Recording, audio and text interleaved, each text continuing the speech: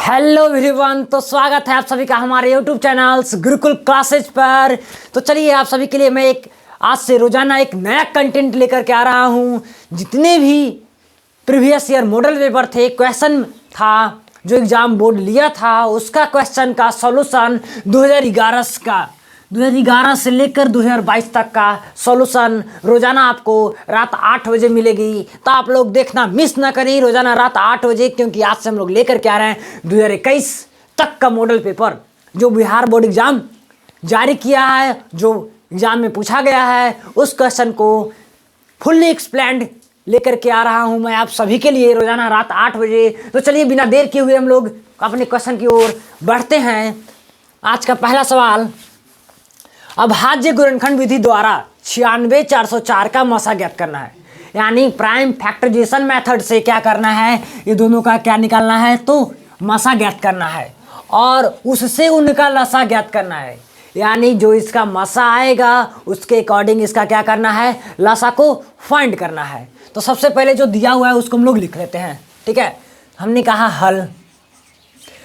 हल लिखने के बाद 96,404 है, तो हमने कहा 96 और 404 है, 96 और 404 लिख दिया हमने। अब ये 96,404 को हम लोग साइड में वहीं पे रफ वर्क करेंगे। देखिए इसका कोई काम नहीं है 2011 का, 2011 को हम लोग क्लियर कर दे रहे हैं। यह जो भी क्वेश्चन बताया जा रहा है ये सब 2011 के एग्जाम में, बोर्ड एग्जाम में पूछा गया क्वेश्चन है। ठीक है, तो चलिए हमने 96 को यहाँ पे हम लोग लिख ले रहे हैं। ठीक है, तो हमने कहा 96 को यहाँ पे लिख लीजिए। ठीक, उसके बाद क्या करना है, इसका हम लोग फैक्टर निकालेंगे। कैसे, जैसे एलसीएम हम लोग निकालते हैं भली भांति। तो 2 से लग जाएगा, 2 चौके 8, 2 अठी 16, 24, 12, 6, 3 और लगेगा जी, तब नहीं लगेगा, बिल्कुल नहीं लगेगा। जो मेरे पास यहाँ आया है फैक्टर, इसका गुणनखंड, इसको हम लोग लिख देंगे, गिनेंगे 1, 2, 3, 4, 5। यानी 2 कै बार आया है, 5 बार। तो हमने कहा 5 बार, 2 के पावर 5 लिख दिया। 3 कितने बार आया है, 1 बार, तो हमने लिख दिया 3 के पावर में 1। 1 कितने बार आया है, 1 बार, 1 को भी हमने लिख दिया। अब आते हैं 404 के पास। ठीक है, तो 404 के पास आते हैं, तब क्या होता है, क्या से लगेगा जी, तो 2 से लगाएंगे, 2 दूना के 4, 2 दूना। अब क्या सा लगेगा जी, तो बोलेंगे 2 से लगेगा, 101 लगेगा। अब कोई से लगेगा का, अब तो लगता है कि 101 कोई से ना काटता है, तो इतना ही को लिख देंगे, 2 के पावर 2 मल्टीप्लाई 101। अब जरा देखिए, इसके बाद हम लोग यहाँ से निकालेंगे क्या, मसा ज्ञात करने के लिए कह रहा है, तो हम लोग मसा निकाल लेंगे। ठीक है ना।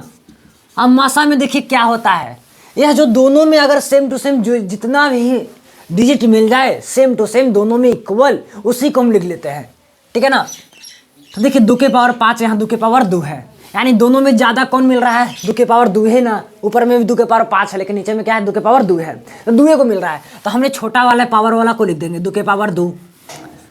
अब जरा देखिए इसमें से कोई मिल रहा है क्या, नहीं मिल रहा है, नहीं मिल रहा है, तो हम लोग क्या लिख देंगे, 1 के पावर 1। तो इसका एचसीएफ कितना आ जाएगा जी, तो बोलेंगे एचसीएफ बराबर कितना आ जाएगा, 4।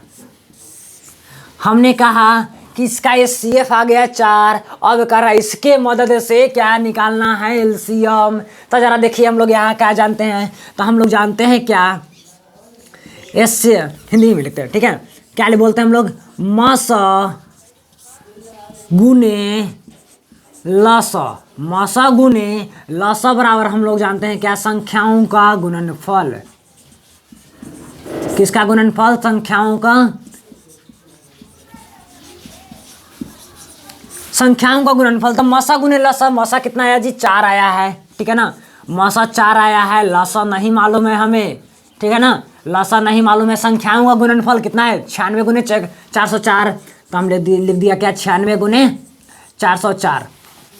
अब हम लोग अगला स्टेप में लिखेंगे क्या, लसा बराबर क्या हो जाएगा, देखिए ये 2 गुना में है तो उधर जाएगा, तो क्या में हो जाएगा, भाग में हो जाएगा। तो हम लोग 96 गुने 404 बटा में क्या, तो बटा में हम लोग लिख देंगे 4। अब 4 से इसको काट देंगे, 104 क्या गया, सॉरी 101 यानी 101 मराती कट गया। तो हम लोग बोलेंगे लसा बराबर कितना हो जाएगा जी, तो लसा बराबर दोनों के गुना कर देंगे। तो हम लोग 101 में कितना से गुना करेंगे, 96 में 6 एकम 6, 0 6 9 और कितना आ गया 09, लगता है 96 96 इसका आंसर आ गया क्या? तब बोलेंगे कि सर जी इसका 96 96 कितना आ गया? तो लसा आ गया, ठीक है ना, यानी 96 96 इसका आ गया लसा, यानी लोवेस्ट कॉमन मल्टीपल। यही आपसे पूछ रहा था, क्या पूछ रहा था? पहले अभाज्य गुणनखंड विधि से क्या निकालिए? तो एचसीएफ निकालिए, उसके बाद एचसीएफ की मदद से, सहायता से एलसीएम निकालिए। तो हमने एलसीएम को निकाल दिया, तो आपका यह क्वेश्चन सॉल्व हो गया। तो यह आपका 2011 का क्वेश्चन था। तो चलिए अब हम लोग नेक्स्ट क्वेश्चन की ओर मूव करते हैं। अगर कोई क्वेश्चन में त्रुटि होगी, समझने में कोई परेशानी हुआ होगा, तो आप लोग कमेंट कर सकते हैं, आपके कमेंट का इंस्टेंट सॉल्यूशन दिया जाएगा। तो चलिए हम लोग नेक्स्ट क्वेश्चन की ओर मूव करते हैं अब। तो चलिए हम लोग सेकंड क्वेश्चन की ओर मूव करते हैं। सेकंड क्वेश्चन आपका है क्या? तो कह रहा है बिना लंबी विभाजन प्रक्रिया के बताइए कि 7/80 का दशमलव प्रसार शांत होगा या अशांत होगा। तो हम लोग जानते हैं क्या, शांत और अशांत होने के लिए दो फैक्टर्स हमें मालूम है। शांत होने के लिए 2 और 5 का गुणज होना अति आवश्यक है। 2 या 5 का गुणज कोई एक शामिल हो तो वह हमारा क्या होगा? शांत होगा। अगर 2 और 5 के अलावा कोई और आता है तो वह क्या हमारा कहलाएगा? अशांत कहलाएगा। तब देखिए हम लोग शांत और अशांत पहचानेंगे कैसे? तो 7/80 को हम लोग नीचे ले आएंगे, ठीक है। तो हमने कहा 7/80 को हमने नीचे ला दिया, ठीक। अब इसमें हम लोग जानते हैं क्या, ऊपर वाले को अंश कहते हैं, नीचे वाले को हर कहते हैं। तो हर का हम लोग क्या करेंगे? अभाज्य गुणनखंड। तो जरा देखिए अभाज्य गुणनखंड होता है क्या? सबसे पहले हम लोग इसका अभाज्य गुणनखंड निकाल लेते हैं। हमने लिखा क्या? 80, 40, 20, 10, 5, 5, यानी इसका जो 2 2 2 2 5 आया से क्या आ गया? अभाज्य गुणनखंड आ गया। तो इसी चीज को हम लोग यहाँ पे लिख देंगे 7/2 के पावर 4 गुने 5 के पावर 1। अब 2 और 5 का गुणज आ गया तो हम लोग कहेंगे कि इसका दशमलव प्रसार क्या है? तो शांत है। आखिर शांत क्यों? तो हम अभी हमने बताया था क्या, जिसके हर के अभाज्य गुणनखंड में 2 और 5 का गुणज शामिल हो तो वह क्या होगा? तो वह शांत होगा। क्लियर है? तो हम लोग यहां पे लास्ट में एक बात लिख देंगे क्या, हर के अभाज्य गुणनखंड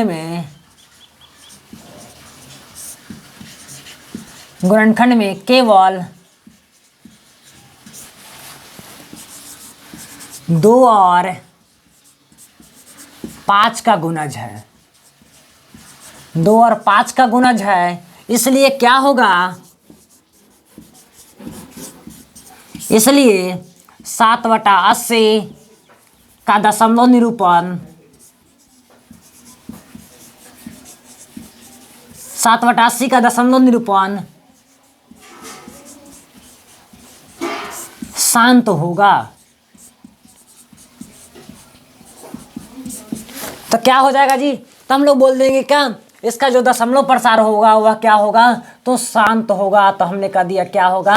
तो शांत होगा। इसी प्रकार से बस एक लाइन लिखना होगा कि हर के अभाज्य गुणनखंड में केवल 2 और 5 का गुणज है, इसलिए 7/80 का दशमलव निरूपण क्या होगा? शांत होगा। अगर यही चीज पूछता हमसे क्या, कि अगर 2 और 5 यहाँ पे नहीं होता, 2 और 5 के बदले कोई और संख्या था, तो उसका दशमलव प्रसार हम लोग क्या बोलते? अशांत बोलते। यह आपका 2 नंबर के क्वेश्चन में पूछा जाएगा। कितने नंबर के? 2 नंबर में। और यह क्वेश्चन पूछा गया है कब का? तो 2011 में पूछा जा चुका है क्वेश्चन को, ठीक है।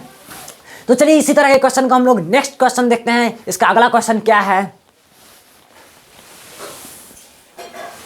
तो चलिए आपका अगला प्रश्न है ट्रिगो से रिलेटेड। तो कह रहा है क्या, 15 कौटे बराबर दिया हुआ है 8। तो पूछ रहा है साइने और सेके का मान क्या होगा। अगर इस तरह का क्वेश्चन आए तो हम लोग पहले भली भांति जो दिया हुआ है उसको नीचे लिख लेंगे। तो हमने कहा हल में क्या क्या दिया हुआ है? तो हमने कहा 15 कौटे, ठीक है। 15 कौटे बराबर दिया हुआ है कितना? 8। यह दोनों आपस में मल्टीप्लाई में है, मल्टीप्लीकेशन में है, तो इसको हम लोग भेज देंगे, संख्यात्मक मान है उसको भेज देंगे बटा में। तो हम लोग कहेंगे क्या, कौटे बराबर क्या हो जाएगा? तो 8/15 हो जाएगा, ठीक ना। कौटे बराबर 8/15 हो जाएगा। तो हमसे पूछ रहा है क्या, किसका किसका मान पूछ रहा है? तो हमसे पूछ रहा है क्या, साइन का मान क्या होगा, साइने का मान क्या होगा और सेके का मान क्या होगा, ठीक ना। तो साइने बराबर वाट और सेके बराबर वाट। तो कॉटे के लिए हम लोग देखते हैं फॉर्मूला क्या होता है। ऐसे हम लोग कॉटे के लिए कॉटे बराबर 8/15 दिया हुआ है, तो हम लोग वो जानते हैं क्या, कॉटे बराबर क्या जानते हैं, तो b/p। b/p कहने का मतलब क्या होता है, तो बोलेंगे क्या, आधार बटा लंब होता है। क्या होता है, आधार बटा लंब। अब यहाँ पे दो चीज़ सोचने वाली बात है कि आधार और लंब हमें मालूम है, कर्ण हमें ज्ञात करना है।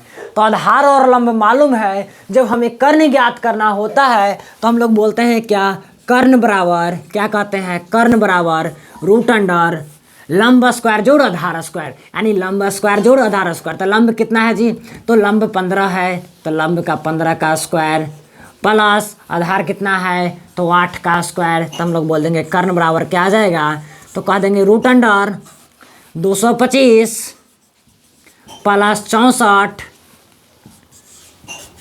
तो कर्ण बराबर कितना आ जाएगा जी, तो 5 4 9 6 2 8 और 289। अब जरा देखिए 5 4 9 और 6 2 8 और 2 यानी 289। तो कर्ण बराबर रूट अंडर 289 आ गया। तो 289 वर्गमूल आखिर होता है किसका, तो 289 का वर्गमूल निकालेंगे तो हम लोग कहेंगे क्या, तो कर्ण का वैल्यू कितना आ गया जी, तो कर्ण का वैल्यू मेरे पास आ गया 17।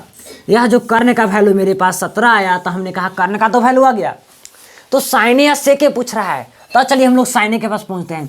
तो साइने बराबर क्या होता है जी, तो हम लोग जानते हैं क्या, साइने बराबर होता है लंब बटा कर्ण होता है। तो लंब बटा कर्ण को लिख देंगे, क्या लिख देंगे, लंब बटा कर्ण। ठीक है, तो साइने बटा लंब, साइने बराबर क्या होता है, लंब बटा कर्ण। तो फिर से लिखेंगे साइने बराबर लंब कितना है जी, तो लंब हमारा 15 है, तो लंब को 15 हमने लिख दिया। कर्ण कितना है, 17 है, तो 15/17 एक आपका आंसर आ गया। ठीक है, फिर कह रहा है सेके।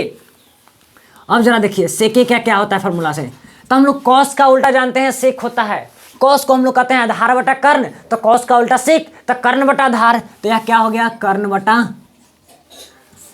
बटा आधार हो गया। जब कर्ण बटा आधार हो गया तो कर्ण कितना है जी, 17 है।